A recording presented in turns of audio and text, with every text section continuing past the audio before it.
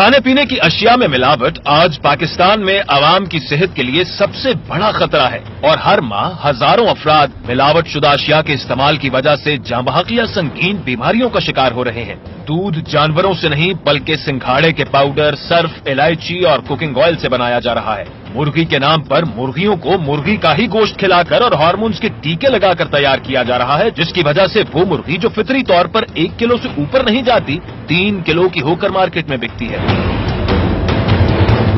پھلوں کو تازہ رکھنے کے لیے ان پر مومی تہ چڑھائی جاتی ہے، تربوز میٹھا کرنے کے لیے ان میں رنگ اور مٹھاس کے ٹیکے لگائے جاتے ہیں، لیچی پر اسپرے پینٹ سے رنگ کیا جاتا ہے۔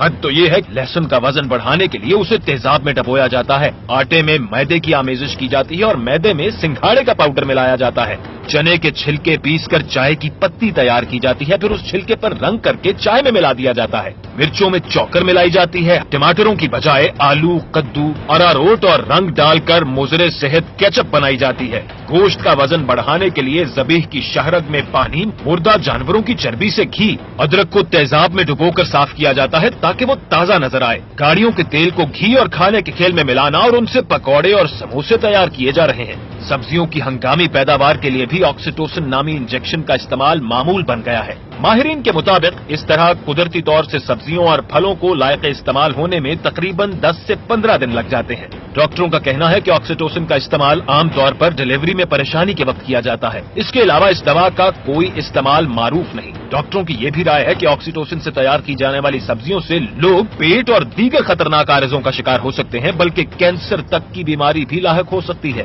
پھلوں میں اسکرین نامی کیمیکل ڈالا جا رہا ہے جس سے پھل کا ذائقہ زیادہ میٹھا تو ہو جاتا ہے، لیکن اسکرین کے استعمال سے یہ پھل صحت کے لیے انتہائی مضر ہو جاتا ہے۔ بلیوں کو پلایا جانے والا امپورٹڈ جوس بازار میں مینگو جوس کے نام سے فروخت کیا جاتا ہے۔ یورپی ممالک میں جو خوراک زائد المیعاد ہو جاتی ہے اسے اسکریپ کے ساتھ پاکستان درآمد کر کے یہاں اس کا لیبل تبدیل کر دیا جاتا ہے، پھر تازہ تاریخ کے ساتھ اسے مارکیٹ میں کھلے عام بیچا جاتا ہے۔ پنجاب فوڈ اتھارٹی کے مختلف چھاپوں میں یہ بات بھی سامنے آئی ہے کہ گدھے، خنزیر اور دیگر حرام اشیاء کا نام مٹن اور بیف کے نام پر مختلف ہوٹلوں میں کھلایا جاتا رہا ہے، جبکہ مردہ جانوروں کا گوشت بھی شہر بھر میں فروخت کیا جا رہا ہے۔ اس سب ملاوٹ کا نتیجہ کینسر، معدے کی بیماریاں، ہائی بلڈ پریشر، دل کی بیماریاں اور نہ جانے کن کن اذیتوں کی صورت میں نکلتا ہے۔ حکومت پنجاب ملاوٹ اور اس فوڈ ایڈلٹریشن کے خاتمے کے لیے صدق نیت سے جہاد کر رہی ہے، لیکن یہ بھی حقیقت ہے کہ جب معاشرے میں عزت کا معیار دولت بن جائے تو پھر حرص کا شیطان سر چڑھ کر بولتا ہے اور کوئی سزا اور کوئی اخلاقیات انسان کو عدل کی راہ اپنانے پر مجبور نہیں کر پاتی۔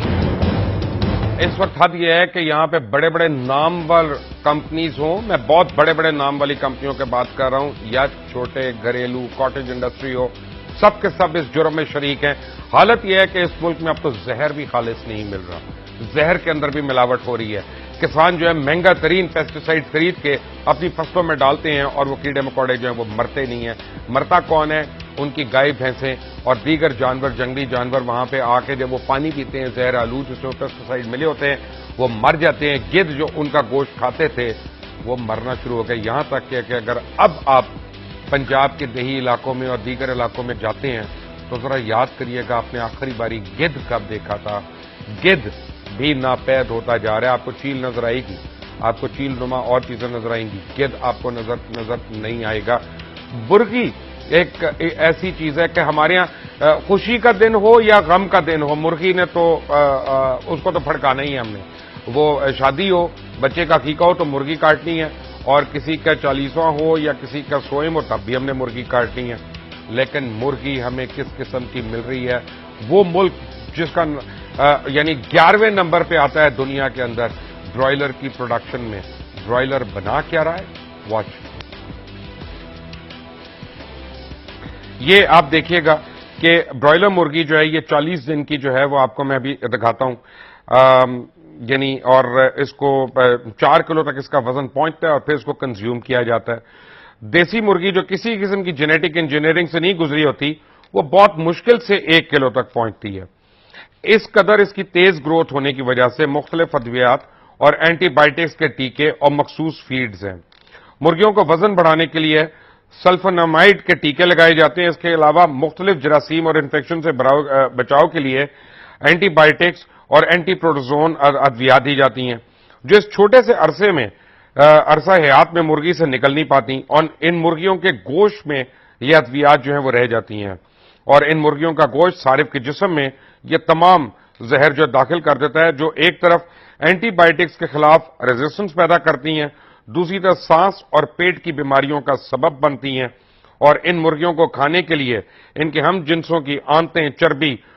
مردہ جانوروں کے گوشت، سور کی چربی اور خون اس کا جو ہے وہ ان کی خوراک میں ڈالا جاتا ہے